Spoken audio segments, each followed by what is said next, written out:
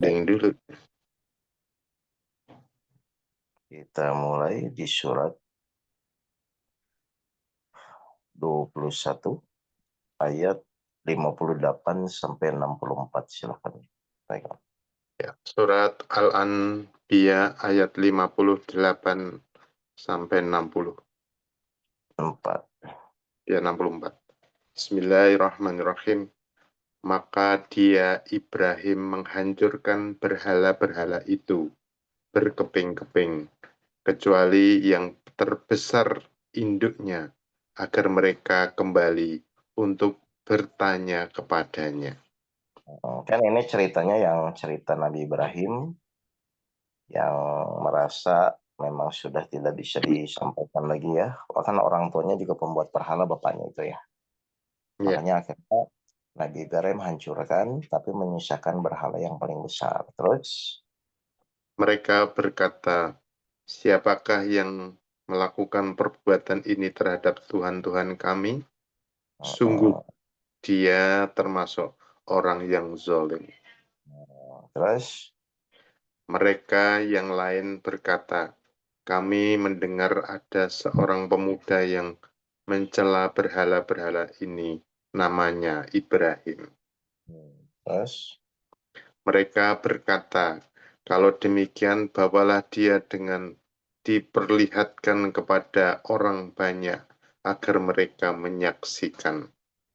hmm, Mereka bertanya, apakah engkau yang melakukan perbuatan ini terhadap Tuhan-Tuhan kami, wahai Ibrahim?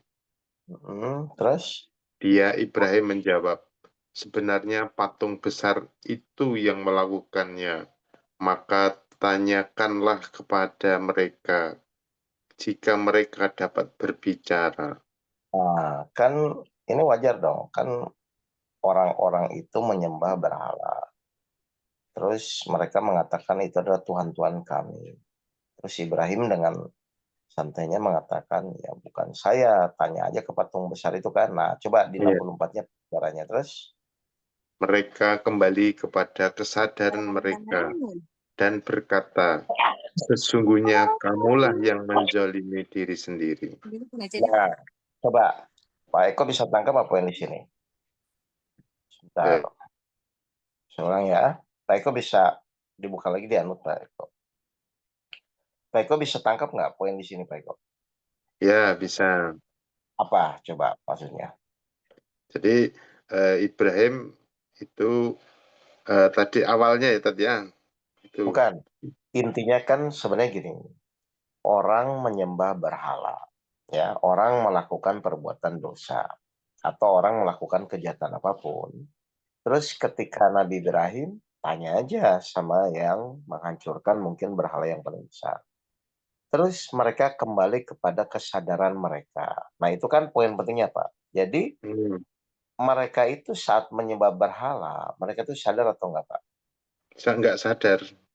Kenapa nggak sadar? Poinnya di 64 itu kan jelas itu.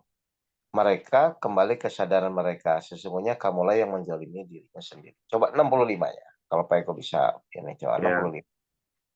Kemudian mereka menundukkan kepala lalu berkata, engkau Ibrahim pasti tahu bahwa berhala-berhala itu tidak Nah, dapat berbicara.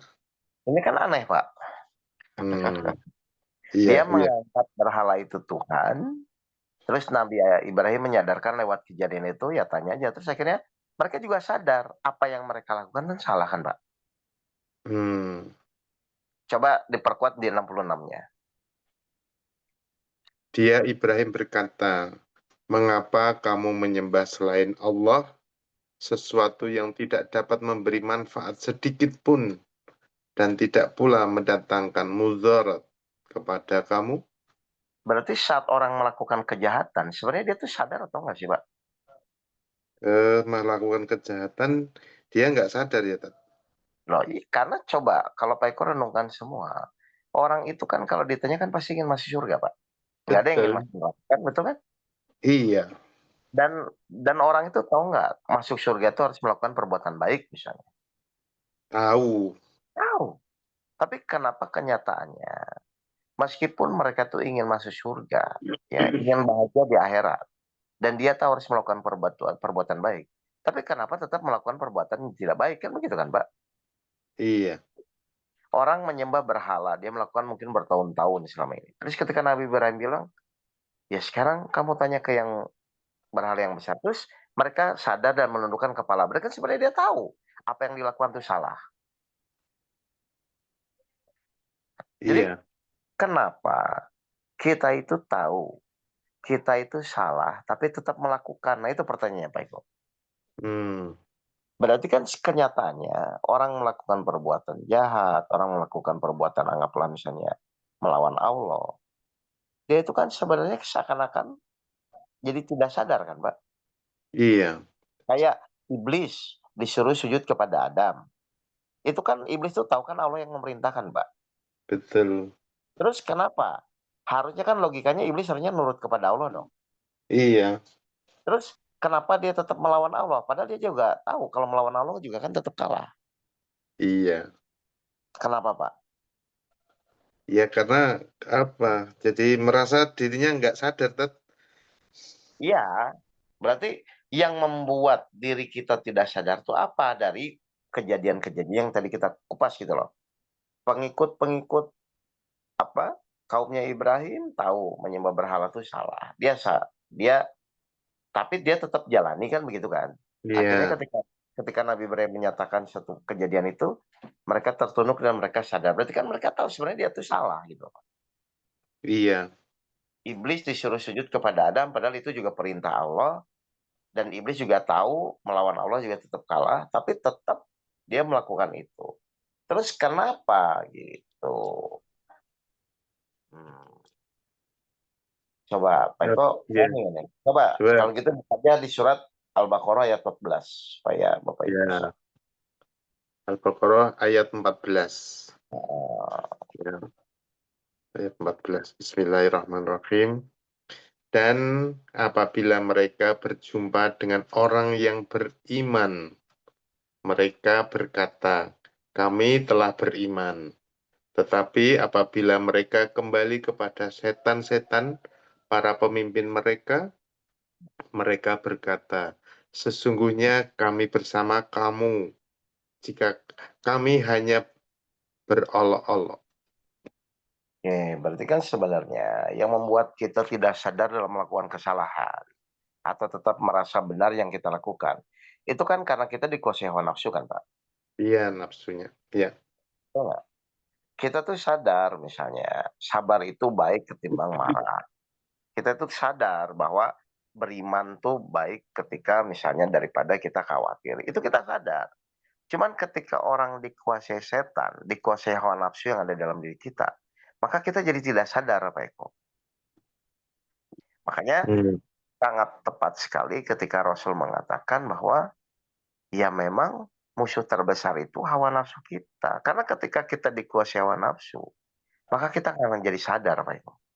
Sholat misalnya. Kalau sudah dikuasai hawa nafsu kan cepat-cepat tidak tumanina, akhirnya pikiran jalan-jalan. Kan sebenarnya juga tahu Bapak Ibu tuh. Sholat itu harus Iya. tumanina. Ya kan, sholat kan Bapak Ibu juga tahu kan, sholat itu harus tumanina. Tapi kenyataannya Bapak Ibu karena dikuasai hawa nafsunya, akhirnya tetap tergesa-gesa. Terus masalah, coba saya mau nanya Pak Eko. Sesadar apa kita bahwa setiap masalah itu nanti ujung-ujungnya Allah menolong? Harusnya sadar. Iya, makanya kalau misalnya kita sudah dari awal sadar, masalah apapun juga nanti ujung-ujungnya Allah menolong. Kan harusnya khawatir, cemas kan nggak perlu kan, Pak? Iya. Kenapa? Karena kita sadar nanti juga Allah menolong kan gitu. Pertanyaan Hmm. kedua, sesadar apa misalnya bahwa keputusan Allah itu yang terbaik. Kan harusnya juga orang sadar kan, Pak? Iya. Kalau sadar, berarti ketika Allah memutuskan apapun kan harusnya nggak kecewa, Pak. Betul. Nah, jadi sebenarnya ternyata musuh manusia itu ya kesadarannya dirinya sendiri. Karena ternyata orang menjalani hidupnya tapi banyak yang tidak menyadari gitu. Makanya di surat 89 ayat 23 Pak, silakan Pak. Ya. Surat 89. Surat Al-Fajr. Ayat Ayat 23. 23. Bismillahirrahmanirrahim. Dan pada hari itu diperlihatkan neraka jahanam. Pada hari itu sadarlah manusia, tetapi tidak berguna lagi baginya kesadaran itu. Oh, gitu Kenapa ya. dia tidak sadar, Pak? Karena kekuasaan hawa nafsunya ya tadi ya. Nah, karena saat hidup di dunia, orang itu dikuasai hawa nafsunya. Dan Hmm, kan kalau dipikir-pikir, Pak, kan Allah tahu. Kita mau pura-pura pun juga Allah kan tahu kan, Pak. iya, Atau misalnya kayak di Al-Baqarah ayat 9 misalnya, Pak Eko, coba. ya, siap. Surat Ini Al-Baqarah ayat 9. kan ini juga ini yang hidup di dunia kan. Bismillahirrahmanirrahim. Mereka menipu Allah dan orang-orang yang beriman, padahal mereka hanyalah menipu diri sendiri tanpa mereka sadari. Oh, gitu. Jadi ternyata kesimpulannya apa? Orang merasa bingung, merasa sedih, merasa apapun itu karena dia tidak sadar tentang apapun yang Allah janjikan yang sudah disampaikan di dalam Al-Quran. Berarti kan tinggal sebenarnya, nih misalnya kita menjalani ujian permasalahan hidup. Ya kita sadari dulu, apa yang pertama disadari, satu, Allah tidak akan menzalimi hamba. Yang kedua, nanti pun ujung-ujungnya Allah akan menolong dengan pertolongannya. Yang ketiga, keputusan apapun nanti yang Allah kasih, pasti juga itu tetap yang terbaik. Kalau dari awal Pak Eko, saya dan semua ini sudah sadar, harusnya kan tinggal dijalani aja kan Pak. Betul. Iya, Dan nggak perlu juga kecewa, nggak perlu khawatir karena kita juga sadar bahwa nanti Allah pun memutuskan dengan kasih sayangnya kan. iya. Nih, coba Pak Eko sadar nggak bahwa Allah tuh terus-menerus mengurus kita, salah satunya menjamin rezeki. Sadar. Yang nggak sadar tinggal dijalani aja kan, nggak usah khawatir lagi kan Pak. Iya, Nah, cuman karena memang iblis setan itu kan selalu kan membuat kejahatan terasa indah, merusak pemikiran kita kadang-kadang dan kadang-kadang juga kita dibuat sadar dan tidak sadar. Nah, disinilah ujung-ujung kita selalu perlu mengingat Allah kan Pak Eko. Hmm, Nah, bagaimana caranya supaya mengingat Allah? Pokoknya nanti pas ada kejadian apapun langsung pertanyaannya bukan bagaimana solusinya ya, tapi kenapa Allah mengizinkan kejadian ini terjadi. Supaya Bapak Ibu selalu di dalam setiap kejadian itu ingat ini adalah semua atas izin Allah misalnya. Supaya apa? Supaya kesadarannya muncul dulu. Kadang-kadang orang panik, orang bingung kan bagaimana sifatnya menyelesaikan masalah. Udah dia pasti nggak sadar Pak itu dalam ikhtiar. Yang hmm, ada adalah bagaimana fokus untuk supaya keinginannya terwujud. Saya tanya ya ke Pak Eko ya.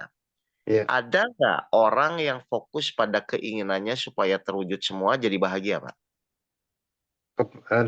Ada, Hmm? ada. Nggak. Ada nggak orang yang hidupnya fokus dengan keinginannya dan itu jadi bahagia? Ya, ada, tetapi belum tentu menjadi bahagia. Oh, bukan pertanyaan saya. Ada nggak orang yang fokus fokus hanya fokus kepada keinginannya dan dia menjadi bahagia? Atau orang bahagia itu karena menjalankan perintah Allah, Orang bahagia itu menjalankan perintah Allah. bukan fokus pada keinginannya kan, Pak? Iya, betul. Kenapa? Orang yang selalu fokus pada keinginannya itu tidak akan pernah bahagia, Pak. Karena itu mengutamakan hawa nafsunya. Karena keinginan manusia itu tidak ada batasnya. Hmm, Sehingga dia nggak akan pernah puas. Pak Eko punya motor satu, angin dua, iya, jadi mobil, mobil satu, mobil dua. Kan kenapa iya. orang yang fokus pada keinginannya tidak akan pernah bahagia? Karena memang keinginan manusia itu kan nggak ada batasnya, Pak Eko. Hmm, Makanya kebahagiaan itu bukan pada kita mewujudkan keinginan kita. Kebahagiaan itu saat kita menjalankan perintah Allah, rewardnya baru Allah berikan kebahagiaan. Kan saya bilang, kalau orang selalu fokus pada keinginannya, munculnya cuma kesenangan, Pak. Karena memang tidak akan pernah tidak akan pernah selesai. hmm, Kenapa tidak akan pernah selesai? Ya karena memang kan sumber permasalahan semua dari keinginannya, Pak. Sedangkan keinginan itu lebih mudah ditunggangi setan untuk akhirnya terus manusia pada titik sampai jadi tidak sadar kan. Makanya Iya. Allah janji kan, ketika manusia itu fokus hanya pada keinginannya, ujung-ujungnya aku tutup pintu mata, telinga, hatinya. Kan begitu sebenarnya. Jadi Hmm. tidak ada orang yang bahagia ketika dia hanya fokus pada keinginannya sendiri. Ternyata kebahagiaan itu akan muncul kalau Bapak Ibu menjalankan perintah Allah. Berarti fokus pada keinginan Allah, insya Allah Bapak Ibu akan dibuat bahagia. Kenapa ketika kita fokus pada keinginan Allah kita akan dibuat bahagia? Karena memang Allah lindungi kita dari godaan iblisnya. Hmm. Makanya orang yang lolos dari godaan iblis itu adalah orang yang fokus pada keinginan Allah. Dan sangat wajar sebenarnya kita hidup pun diciptakan. Kan itu karena keinginan Allah. Iya. Saya tanya, kalau keinginan Allah harusnya bahagia nggak, Pak? Harusnya bahagia, Tat. Kenapa manusia tidak bahagia? Karena dia fokus pada keinginannya, bukan pada keinginan Allah. Silakan aja dibuktikan. Pak Eko fokus di pada keinginan Pak Eko ya. Kejar Hmm. habis-habisan. Pasti nggak bahagia. Hmm. Padahal jujur ya, setiap manusia di dalam menjalani hidupnya biasanya fokus pada keinginannya atau kepada perintah Allah, Pak. Keinginannya. Iya. Akhirnya kita mengejar sesuatu yang tidak membuat kita bahagia. Akhirnya setelah pada titik itu, kita kosong, kita frustasi, kita stres. Aduh kok begini? Perasaan misalnya perusahaan sudah dapat, misalnya kan. Karir sudah meningkat. Tapi kok akhirnya nggak bahagia? Ya itu yang terjadi. Karena tidak ada orang bahagia yang fokusnya hanya pada keinginannya. Jadi orang bahagia itu harusnya fokus pada apa yang Allah inginkan. Pasti Allah berikan kebahagiaan. Jelas Pak Eko ya? Hmm. Ya, Jadi Tat. orang tidak sadar itu adalah karena dikuasai oleh hawa nafsunya. Ketika kita dikuasai hawa nafsunya, sudah. Mau ilmu apapun kalau sudah dikuasai hawa nafsu, mau selevel profesor pun kalau dikuasai hawa nafsu, pasti ujung-ujungnya cuman menjadi penderitaan gitu loh Pak. Hmm. Baik, Ya. jelas ini Bapak Ibu Ya. sekalian sekalian. Tanya Baik, ya, Tat. Ya. silakan. Ya. Tadi kan yang pokok itu sebenarnya kita itu dikuasai hawa nafsunya kita ya, Tat, ya. Karena keinginan juga karena hawa nafsu. Nah, supaya kita menepis hawa nafsu itu tidak terlalu mendominasi kita, gimana, Tat? Yaitu yang paling gampang adalah pas ada kejadian apapun, Bapak Ibu, Pak Eko langsung ini kenapa Allah mengizinkan kejadian ini. Kalau begitu kan Bapak jadi ingat Allah dulu atau ingat masalahnya dulu? Ingat Allah kalau harus gitu. Nah, jadi pokoknya kan itu namanya zikir perbuatan ya Pak Eko ya. Iya. Artinya ketika setiap ada kejadian Bapak Ibu langsung pertanyaannya kenapa Allah mengizinkan, pasti ingat kepada Allah. Nah itu diambil alih oleh Allah. Makanya di Al-Baqarah 152 kan jelas. Ingatlah kepadaku, maka aku pun akan ingat kepadamu. Cirinya apa orang yang ingat kepada Allah? Bersyukurlah kepadaku. Kan gitu kan. Akhirnya karena kita sadar bahwa semua kejadian itu datang dari Allah, dan pasti Allah yang pertama menginginkan sesuatu dengan kejadian yang diizinkan, maka otomatis hawa nafsu Bapak Ibu akan terkendali. Makanya kan sabar itu yang pertama kali dilihat kan izin Allahnya kan Pak. Iya. Supaya nafsu kita nggak menguasai itu. Dan ini memang perlu latihan. Itu proses. Hmm. Ya. Jelas ya? Ya. Baik. Satu lagi pertanyaan kalau ada. Kalau tidak itu dulu Bapak Ibu. Jelas ya? Jadi intinya Ya.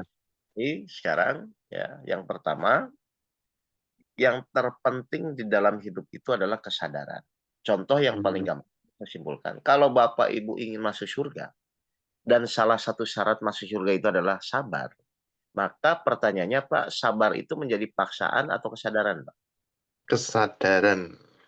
Berarti Bapak Ibu memang sadar karena saya ingin sabar, berarti semua kejadian yang tidak enak bukan lagi masalah, tapi menjadi sarana saya berlatih menjadi sabar. Dan saya memang perlukan. Kan begitu aja harusnya. Iya, betul. Nah, berarti saat misalnya difitnah, saat dihina, saat dicaci maki itu, Pak Eko tuh marah atau sadar dengan kesadaran menerima, Pak? Harusnya sadar dengan kesadaran menerima ya, Tat.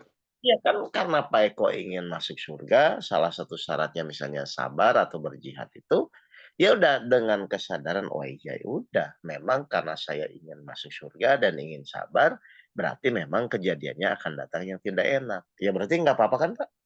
Iya, Tat. Sudah, kenapa? Berarti jadi masalah nggak, Pak? Nggak masalah sebenarnya. Ya, berarti orang bermasalah itu benar nggak karena nggak sadar? Benar, karena nggak sadar dia. Iya. Berarti kalau Bapak Ibu bermasalah, pasti Bapak Ibu nggak sadar. Hmm, Satu, nggak sadar Allah tuh maha baik. Yang kedua, nggak sadar bahwa semua kejadian itu atas izin Allah. Yang ketiga, Bapak Ibu nggak sadar bahwa itu kejadian tidak enak tuh sebagai sarana Bapak Ibu jadi sabar. Sesuai doa Bapak Ibu ingin selamat di dunia dan akhirat. Kalau di akhirat berarti kan ingin masuk surga kan, Mbak? betul. Karena ingin masuk surga berarti Allah buatlah Bapak Ibu jadi sabar. Caranya Allah kasihlah kejadian tidak enak. Berarti tujuan Allah baik nggak ngasih kejadian tidak enak, Pak? Baik, Sudah kalau baik kenapa jadi marah-marah, kan aneh. aneh. Baik ya, Satu lagi, Bapak Ibu satu sekalian. lagi, satu lagi, Silakan, ya. silakan. Tadi kan kita harusnya mengutamakan keinginan Allah. Nah, Betul. bagaimana supaya kita tetap bisa istiqomah, utamakan Allah, utamakan Allah. Gitu, Tat. Ya, pokoknya rileks saja lah. Kan mengutamakan Allah itu pertama dari niatnya. Misalnya kan kita udah Hmm, bilang, dan aku tidak ciptakan jin dan manusia untuk beribadah. Berarti apapun yang dilakukan, mulailah diniatkan hanya karena Allah. Cirinya orang karena Allah pasti tidak kecewa, pasti tidak sakit hati. Kan karena Allah kan, Pak? iya, Lalu nggak mikirin hasil juga, karena Allah kan. Jadi sebenarnya iya, kekuatan orang, Pak, orang positif, orang semangat itu kan kalau dilakukannya karena Allah. Kalau karena sesuatu, pasti akan jadi kecewa, Pak Eko. hmm, Kan orang merasa bermasalah itu kan karena yang dilakukan pasti ujung-ujungnya saya ngasih ya kamu juga ngasih. Kan dasarnya manusia itu kan pamrih kan, Pak. iya, Nah, itulah awal muawal Bapak Ibu akhirnya jadi munculnya kekecewaan. Karena kita berharap apa yang kita lakukan itu dibalas oleh orang yang kita kasih, misalnya kan begitu yang terjadi. betul. Contoh lah, contoh suami istri misalnya. Wah, saya udah baik Ustadz, misalnya istrinya curhat, saya sudah gini-gini. Kan dia menuntut sesuatu itu akhirnya kan berharapnya kepada feedback dari suaminya atau dari anaknya kan, Pak. Iya, Segala sesuatu yang tidak dilakukan karena Allah, ujung-ujungnya pasti kekecewaan. Jadi silakan Bapak Ibu melakukan segala sesuatu. Tapi kalau tidak karena Allah, pasti kecewa rumusnya. hmm, Padahal kita juga tidak ingin kecewa kan, Pak. iya, Karena kita tidak ingin kecewa, makanya dari awal niat menjalani proses dan sampai akhir harus diniatkan karena Allah. Kalau tidak pasti kecewa. iya. Gitu, Bapak Ibu sekalian. Jelas, Beko? Ya, Tat, terima kasih. Berarti perbaiki saja niatnya dulu, lalu evaluasi nih. Kok saya kecewa ya? Bukan masalahnya berarti yang jadi masalah. Pasti niat awal atau misalnya kita kurang kuat untuk menanamkan ini bahwa harus karena Allah. Baik, kalau Ya, begitu Bapak Ibu sekalian, terima ya, kasih. Sampai ketemu terima lagi kasih. di kajian perdebatan berikutnya. Assalamualaikum warahmatullahi wabarakatuh. Waalaikumsalam warahmatullahi wabarakatuh.